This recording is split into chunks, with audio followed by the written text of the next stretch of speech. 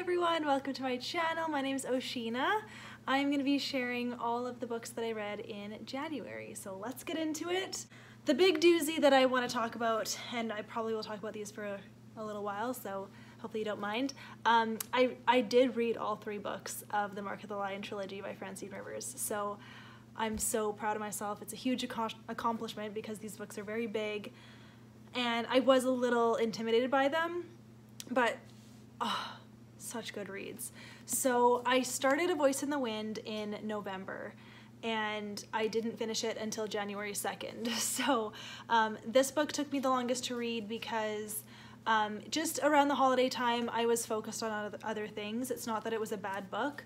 It definitely starts out sad, depressing, like it's not a good time for anyone, but it's really setting up the characters and why they are where they are. So this book follows a couple different characters, but the main one is this girl named Hadassah. She is a Jewish Christian, and her whole family either dies or is killed, and she is taken into the slave trade. She's taken from Jerusalem to Rome, and she's bought as a slave, and she's working in a Roman family's home. But then you also get this perspective of a guy named Atreides. He is German, and he is also captured by Rome and brought to Rome to be a gladiator, so he's being trained to be a gladiator. Once we got to where they are, like Atreides was in his training and Hadassah was in with her family that she was a slave of, I was captivated by this book. Hadassah is one of the most wonderful main characters I've ever read from. She's so inspiring in her faith, even though she struggled with fear a lot. I can relate. I loved seeing her story. There's heartbreak, there's faith, there's like aching moments, but so full of hope too. Then it ends on such a cliffhanger that I almost didn't want to read the second book depending on which way it went, because I was like, there's no way I can like the rest of the books now. So I jumped into An Echo in the Darkness right away, and I was captivated right away. It does answer the question at the very beginning of what happened at the end of the first book, so I was happy about that, and it was something that I could live with. So this follows mainly Marcus, who is the son of the family that Hadassah works for. He is just on a journey to find God, basically, and his journey of faith was so heart-wrenching because, oh, you could just feel the anguish in his soul crying out for truth, and I just was like, wow, this is quite something. The ending was so good, and the faith in it was so good. I just was like, oh. And his sister too goes on her own journey. I just couldn't believe it. If you struggle with having hope that someone you know will ever come to Jesus, this book will give you hope, because there's hope up until their last breath, and it was really beautiful to see the grace of God in that situation. So yeah, loved the second book, 5 stars. And then I waited a little bit to, oh, I'm gonna have to turn that off. My pizza's ready. Okay, what was I talking about? So yeah, I think I read a couple books in between reading this. The thing about these books in particular, but also any Francine Rivers book, it makes me so hungry for God. It makes me so hungry for his truth, and I really was like, I just want to read this book because it feeds my soul, you know? So this book follows exclusively Atreides' story. You get introduced to him in the first book, and then in the second book you don't really see him at all. So this book is kind of a parallel storyline to the second book. So in the second book you see what Marcus is doing all in that time, and then in this book you see what Atreides is doing in all of that time. And I really liked this book. It's vastly different than the first 2. It almost feels like it's its own story. It was like a pilgrimage of faith once again. Atreides was so angry at Rome, and then he meets some Christians.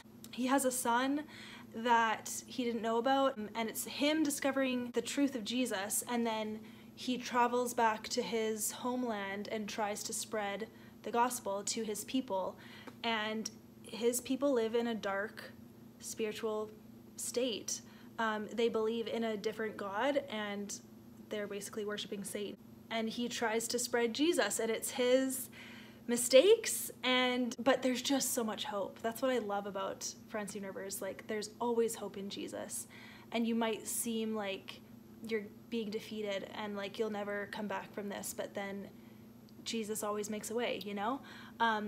I really liked the romance in this book too. There is a romance between Atreides and another character, and I really liked it. There you go. I talked a lot about those books, but those are my favorite of the month. Amazing. I don't have as much to say about the rest of the books that I read. I did read some ebooks. So I first read Happily Ever After by Susan May Warren.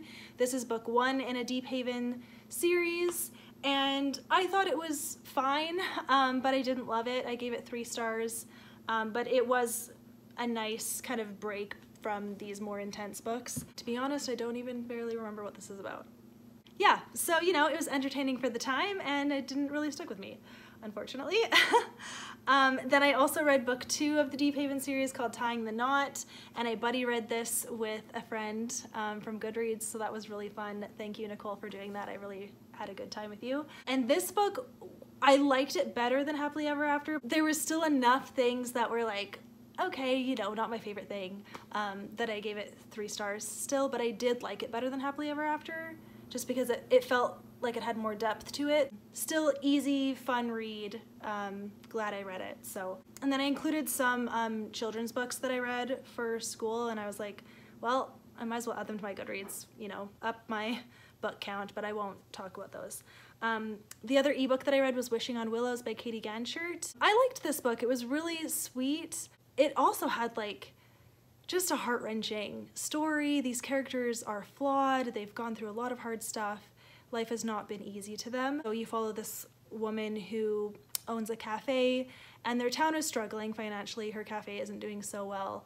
And then this guy comes into town. He represents a company that wants to buy the lot that the cafe is on, tear it all down, and then build condos. And she fights it because she built this cafe like in memory of her late husband. It's a fight to the bitter end, basically, and God really has to work on both their hearts. He does a lot of healing in them, and I just loved seeing their friendship grow and then turn into something more. It was a really sweet story, so I gave this 4 stars. And then I did finish the Christian nonfiction that I was reading. It's called You Are the Girl for the Job by Jess Connolly, and I really liked this. It had such a strong message that, like, believing in the power of God, and that when He sets your path, you can walk in victory, and you can believe that He will equip you for everything, even if you feel completely unqualified. I really got a lot out of it because I feel so unqualified in my job right now, and just believing that God has placed me here, because I believe He has. I prayed a lot before I accepted this job, and I really tried to listen for God to see if He was leading me somewhere else, and I believe that He wants me in this job, so I accepted it, and here I am. And I don't feel capable, but I do believe that I'm in my purpose. So that is what she talks about here. Like, God is the one that qualifies you when He calls you. And anyways, it was a very powerful story, and I got a lot out of it. I liked it a lot. It's not a story, it's nonfiction. So she does share stories of her life, but she also just shares wisdom from the Bible and just what she has learned. She's a pastor's wife, and they church plant, so she has a lot of insight in feeling completely disqualified for doing the job that you feel called to. So yeah, I really recommend this book if you're doubting yourself in any way in what your calling is. There's a lot of good truth in here. Really encouraging, so I hope you guys are encouraged by that. And there we go. That is my video. January wrap-up done. I'm gonna try to edit this and put it up soon. So thank you so much for watching, you guys. Let me know your thoughts. Not a huge wide range of books this time, but I had a lot to say. So thank you very much for watching. Stay tuned for my February TBR, and have a great day, you guys. I'll see you in my next one. Bye.